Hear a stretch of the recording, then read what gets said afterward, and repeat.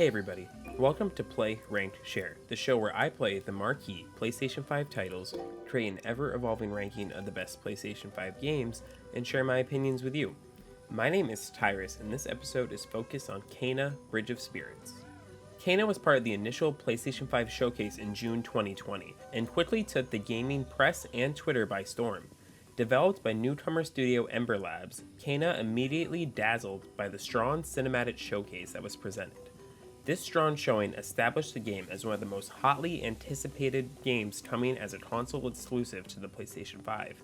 After several delays, the game recently released on September 21st, 2021.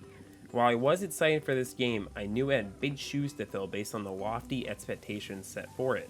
After completing the game in roughly 9 hours, I'm happy to report that Kena: Bridge of Spirits, while imperfect, is a quality title that is well worth the time of anyone who's a fan of 3D platformers. Kena: Bridge of Spirits has you playing as the titular character as she seeks to help calm lost souls on their transition to the afterlife. While the game appears whimsical through its art direction, this transition moving to the afterlife can be an emotional topic. Kena's staff grants her magical abilities that help facilitate this transition for these wayward spirits. I found the story to be a strength for the game, and it elegantly handles this serious subject matter. At one point, I even found myself choked up over the beauty of how this game tackles the topic of moving on. On her journey, Kena encounters these adorable companions called the Rot, which aid her on her journey. The Rot are cute creatures, and their simple design to have them easily act as a mascot for the PlayStation indie scene on the PS5.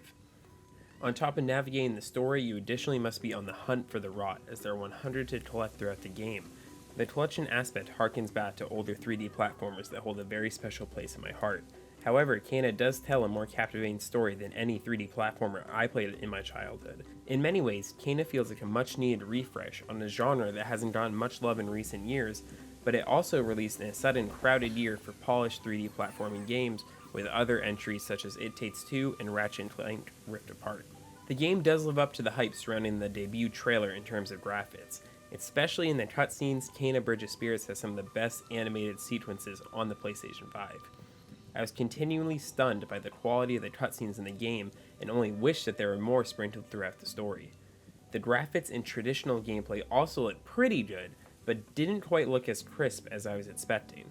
I'm not largely knocking the game for this, but the hub world in particular didn't look great to me, especially when the bar is set so high in those pre-release cinematics. This disparity between cinematics and gameplay isn't something that happens too frequently in modern games anymore, but I do think graphically the game is solid, and this is one of the closest examples to having a playable Pixar movie, which is something I desperately want.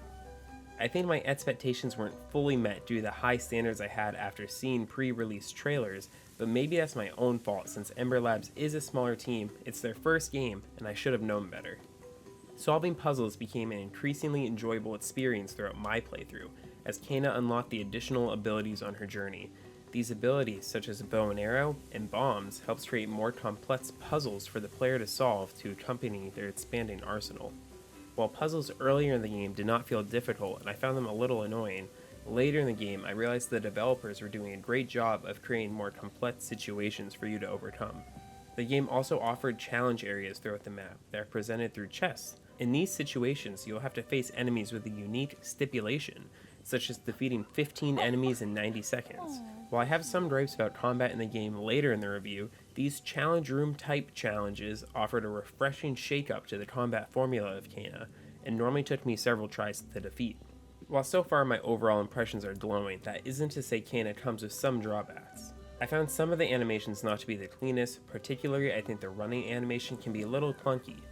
Enemy variation was also less than I was expecting, and I found the common enemies to be boring to fight by the time the game was over. While these are minor nitpicks in an overall great game, it's laudable how strong of a first showing this game is from Ember Labs, and I'm excited to see their future output. With the first several hours of Kena, I was enamored with the game, and it quickly became one of my favorite games so far of the year. As the game continued, my glowing opinion did dim a little bit. The gameplay mechanics seemed engaging at first, especially in combat, but I did find myself quickly relying on doing the same button presses over and over and over again against the regular enemies, as they did not pose a challenge on my journey.